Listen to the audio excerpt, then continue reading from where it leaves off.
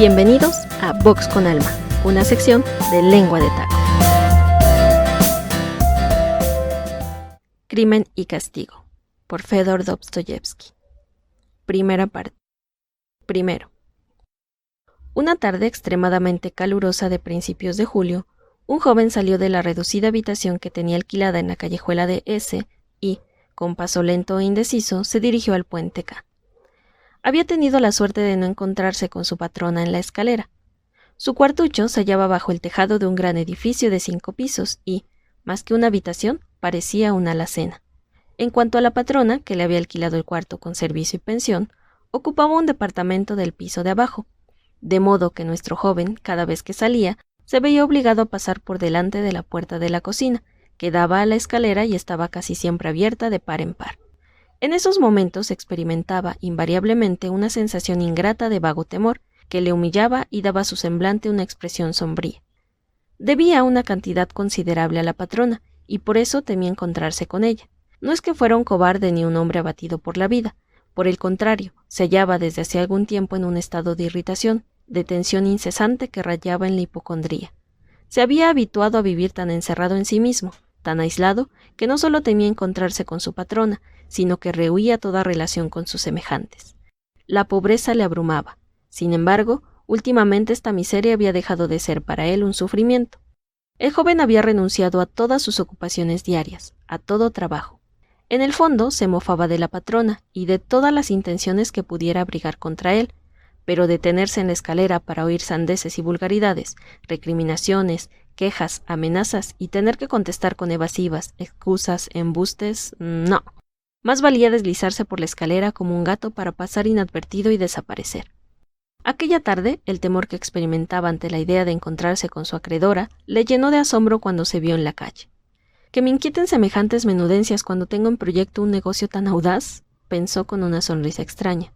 Sí, el hombre lo tiene todo al alcance de la mano, y como buen holgazán deja que todo pase ante sus mismas narices. Es chocante que lo que más temor inspira a los hombres sea aquello que les aparta de sus costumbres. Sí, eso es lo que más los altera. Pero esto ya es demasiado divagar. Mientras divago, no hago nada. Y también podría decir que no hacer nada es lo que me lleva a divagar. Hace ya un mes que tengo la costumbre de hablar conmigo mismo, de pasar días enteros echado en mi rincón, pensando tonterías. Porque ¿qué necesidad tengo yo de dar este paso? ¿Soy verdaderamente capaz de hacer eso? ¿Es que por lo menos lo he pensado en serio? De ningún modo. Todo ha sido un juego de mi imaginación, una fantasía que me divierte. Un juego, sí, nada más que un juego. El calor era sofocante, el aire irrespirable, la multitud, la visión de los andamios, de la cal, de los ladrillos esparcidos por todas las partes, y ese hedor especial tan conocido por los petersburgueses que no disponen de medios para alquilar una casa en el campo. Todo esto aumentaba la tensión de los nervios, ya bastante excitados, del joven. El insoportable olor de las tabernas, abundantísimas en aquel barrio, y los borrachos que a cada paso se tropezaban a pesar de ser día de trabajo, completaban el lastimoso y horrible cuadro. Una expresión de amargo disgusto pasó por las finas facciones del joven. Era, dicho sea de paso, extraordinariamente bien parecido, de una talla que rebasaba la media, delgado y bien formado. Tenía el cabello negro y unos magníficos ojos oscuros. Pronto cayó en un profundo desvarío, o mejor, en una especie de embotamiento, y prosiguió su camino sin ver, o, más exactamente, sin querer ver nada de lo que le rodeaba. De tarde en tarde musitaba unas palabras confusas, cediendo a aquella costumbre de monologar que había reconocido hacia unos instantes. Se daba cuenta de que las ideas se le embrollaban a veces en el cerebro, y de que estaba sumamente débil. Iba tan miserablemente vestido que nadie en su lugar, ni siquiera un viejo vagabundo, se habría atrevido a salir a la calle en pleno día con semejantes andrajos. Bien es verdad que este espectáculo era corriente en el barrio en que nuestro joven habitaba. La vecindad del mercado central, la multitud de obreros y artesanos amontonados en aquellos callejones y callejuelas del centro de Petersburgo, ponían en el cuadro tintes tan singulares que ni la figura más chocante podía llamar a nadie la atención. Por otra parte, se había apoderado de aquel hombre un desprecio tan feroz hacia todo que, a pesar de su altivez natural un tanto ingenua, exhibía sus harapos sin rubor alguno. Otra cosa habría sido si se hubiese encontrado con alguna persona conocida o algún viejo camarada, cosa que procuraba evitar. Sin embargo, se detuvo en seco y se llevó nerviosamente la mano al sombrero cuando un borracho al que transportaban, no se sabe a dónde ni por qué, en una carreta vacía que arrastraban al trote 2 grandes caballos, le dijo a voz en grito: tú, sombrerero alemán! Era un sombrero de copa alta, circular, descolorido por el uso, agujereado, cubierto de manchas, de bordes desgastados y lleno de abolladuras. Sin embargo, no era la vergüenza, sino otro sentimiento, muy parecido al terror, lo que se había apoderado del joven. Lo sabía, murmuró en su turbación, lo presentía. Nada hay peor que esto. Una nadería, una insignificancia, puede malograr todo el negocio. Sí, este sombrero llama la atención. Es tan ridículo que atrae las miradas. El que va vestido con sus pingajos necesita una gorra, por vieja que sea, no esta cosa tan horrible. Nadie lleva un sombrero como este. Se me distingue a una versta a la redonda. Te recordarán. Esto es lo importante. Se acordarán de él andando el tiempo y será una pista. Lo cierto es que hay que llamar la atención lo menos posible. Los pequeños detalles. Ahí está el quid. Eso es lo que acaba de perderle a uno. No tenía que ir muy lejos. Sabía incluso el número exacto de pasos que tenía que dar desde la puerta de su casa. Exactamente 730. Los había contado un día, cuando la concepción de su proyecto estaba aún reciente. Entonces ni él mismo creía en su realización. Su ilusoria audacia, a la vez sugestiva y monstruosa, solo servía para excitar sus nervios. Ahora, transcurrido un mes, empezaba a mirar las cosas de otro modo, y, a pesar de sus enervantes soliloquios sobre su debilidad, su impotencia y su irresolución, se iba acostumbrando poco a poco, como a pesar suyo, a llamar negocio a aquella fantasía espantosa, y, al considerarla así, la podría llevar a cabo, aunque siguiera dudando de sí mismo. Aquel día se había propuesto hacer un ensayo, y su agitación crecía a cada paso que daba. Con el corazón desfallecido y sacudidos los miembros por un temblor nervioso, llegó, al fin, a un inmenso edificio, una de cuyas fachadas daba al canal y otra a la calle. El caserón estaba dividido en infinidad de pequeños departamentos habitados por modestos artesanos de toda especie, sastres, cerrajeros. Había allí cocineras, alemanes, prostitutas, funcionarios de ínfima categoría. El ir y venir de gente era continuo a través de las puertas y de los 2 patios del inmueble. Lo guardaban 3 o 4 porteros, pero nuestro joven tuvo la satisfacción de no encontrarse con ninguno. Franqueó el umbral y se introdujo en la escalera de la derecha, estrecha y oscura como era propio de una escalera de servicio. Pero estos detalles eran familiares a nuestro héroe y, por otra parte, no le disgustaban. En aquella oscuridad no había que temer a las miradas de los curiosos. Si tengo tanto miedo en este ensayo, ¿qué sería si viniese a llevar a cabo de verdad el negocio?, pensó involuntariamente al llegar al 4º piso. Allí le cortaron el paso varios antiguos soldados que hacían el oficio de mozos y estaban sacando los muebles de un departamento ocupado. El joven lo sabía, por un funcionario alemán casado. Ya que este alemán se muda, se dijo el joven, en este rellano no habrá durante algún tiempo más inquilino que la vieja. Esto está más que bien. Llamó a la puerta de la vieja. La campanilla resonó tan débilmente que se diría que era de hojalata y no de cobre. Así eran las campanillas de los pequeños departamentos en todos los grandes edificios semejantes a aquel. Pero el joven se había olvidado ya de este detalle, y el tintineo de la campanilla debió de despertar claramente en él algún viejo recuerdo, pues se estremeció. La debilidad de sus nervios era extrema. Transcurrido un instante, la puerta se entreabrió. Por la estrecha abertura, la inquilina observó al intruso con evidente desconfianza. Solo se veían sus ojillos brillando en la sombra. Al ver que había gente en el rellano, se tranquilizó y abrió la puerta. El joven franqueó el umbral y entró en un vestíbulo oscuro, dividido en 2 por un tabique, tras el cual había una minúscula cocina. La vieja permanecía inmóvil ante él. Era una mujer menuda, reseca, de unos 60 años, con una nariz puntiaguda y unos ojos chispeantes de malicia. Llevaba la cabeza descubierta y sus cabellos, de un rubio desvaído y con solo algunas hebras grises, estaban embadurnados de aceite. Un viejo chal de franela rodeaba su cuello, largo y descarnado como una pata de pollo, y, a pesar del calor, llevaba sobre los hombros una pelliza, pelada y amarillenta. La tos la sacudía a cada momento. La vieja gemía. El joven debió de mirarla de un modo algo extraño, pues los menudos ojos recobraron su expresión de desconfianza. Raskolnikov, estudiante. Vine a su casa hace un mes, barbotó rápidamente, inclinándose a medias, pues se había dicho que debía mostrarse muy amable. Lo recuerdo, muchacho, lo recuerdo perfectamente. articuló la vieja sin dejar de mirarlo con una expresión de recelo. Bien, pues he venido para un negocillo como aquel, dijo Raskolnikov un tanto turbado y sorprendido por aquella desconfianza. Tal vez esta mujer es siempre así y yo no lo advertí la otra vez, pensó, desagradablemente impresionado. La vieja no contestó, parecía reflexionar. Después indicó al visitante la puerta de su habitación, mientras se apartaba para dejarle pasar. Entre, muchacho. La reducida habitación donde fue introducido el joven tenía las paredes revestidas de papel amarillo. Cortinas de muselina pendían ante sus ventanas, adornadas con macetas de geranios. En aquel momento el sol poniente iluminaba la habitación.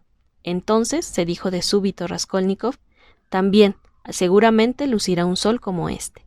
Y paseó una rápida mirada por toda la habitación para grabar hasta el menor detalle en su memoria. Pero la pieza no tenía nada de particular. El mobiliario decrépito, de madera clara, se componía de un sofá enorme, de respaldo curvado, una mesa ovalada colocada ante el sofá, un tocador con espejo, varias sillas adosadas a las paredes y 2 o 3 grabados sin ningún valor, que representaban señoritas alemanas, cada una con un pájaro en la mano. Esto era todo. En un rincón, ante una imagen ardía una lamparilla. Todo resplandecía de limpieza. Esto es obra de Lisbeth, pensó el joven. Nadie habría podido descubrir ni la menor partícula de polvo en todo el departamento.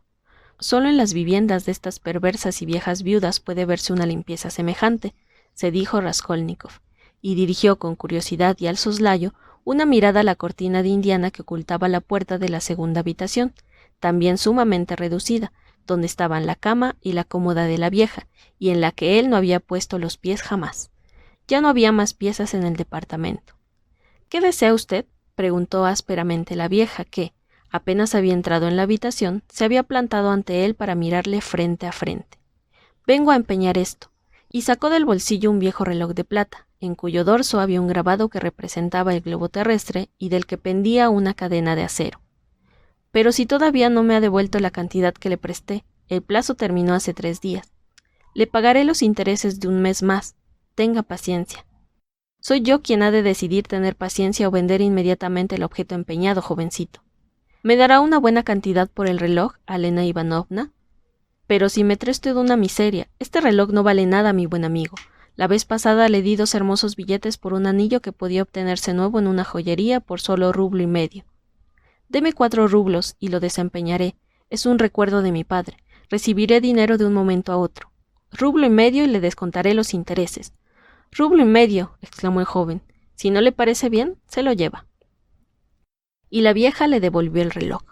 Él lo cogió y se dispuso a salir, indignado, pero, de pronto, cayó en la cuenta de que la vieja usurera era su último recurso y de que había ido allí para otra cosa. Venga el dinero, dijo secamente. La vieja sacó unas llaves del bolsillo y pasó a la habitación inmediata. Al quedar a solas, el joven empezó a reflexionar mientras aguzaba el oído. Hacía deducciones. Oyó abrir la cómoda. Sin duda, el cajón de arriba, dedujo. Lleva las llaves en el bolsillo derecho, un manojo de llaves en un anillo de acero. Hay una mayor que las otras y que tiene el paletón dentado. Seguramente no es de la cómoda. Por lo tanto, hay una caja, tal vez una caja de caudales. Las llaves de las cajas de caudales suelen tener esa forma. ¡Ah, qué innoble es todo esto! La vieja reapareció. Aquí tiene, amigo mío. A 10 kopecks por rublo y por mes. Los intereses del 1,5 rublos son 15 kopecks que cobro por adelantado.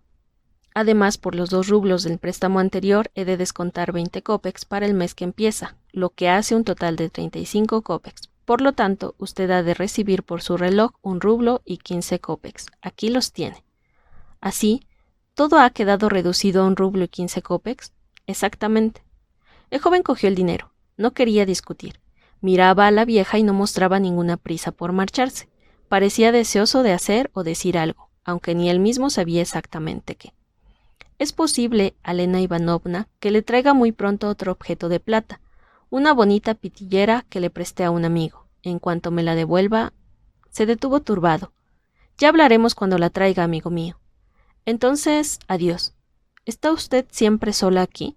¿No está nunca su hermana con usted?, preguntó en el tono más indiferente que le fue posible mientras pasaba al vestíbulo. ¿A usted qué le importa? No lo he dicho con ninguna intención. Usted enseguida... Adiós, Alena Ivanovna. Raskolnikov salió al rellano. presa de una turbación creciente. Al bajar la escalera se detuvo varias veces, dominado por repentinas emociones. Al fin, ya en la calle, exclamó: «¡Qué repugnante es todo esto, Dios mío! ¿Cómo es posible que yo...? No, todo ha sido una necedad, un absurdo», afirmó resueltamente. «¿Cómo ha podido llegar a mi espíritu una cosa tan atroz? No me creía tan miserable. Todo esto es repugnante, innoble, horrible, y yo he sido capaz de estar todo un mes Pero ni palabras ni exclamaciones bastaban para expresar su turbación. La sensación de profundo disgusto que le oprimía y le ahogaba cuando se dirigía a casa de la vieja era ahora sencillamente insoportable. No sabía cómo librarse de la angustia que le torturaba. Iba por la acera como embriagado, no veía a nadie y tropezaba con todos. No se recobró hasta que estuvo en otra calle. Al levantar la mirada vio que estaba a la puerta de una taberna. De la acera partía una escalera que se hundía en el subsuelo y conducía al establecimiento. De él salían en aquel momento 2 borrachos. Subían la escalera apoyados el uno en el otro e injuriándose.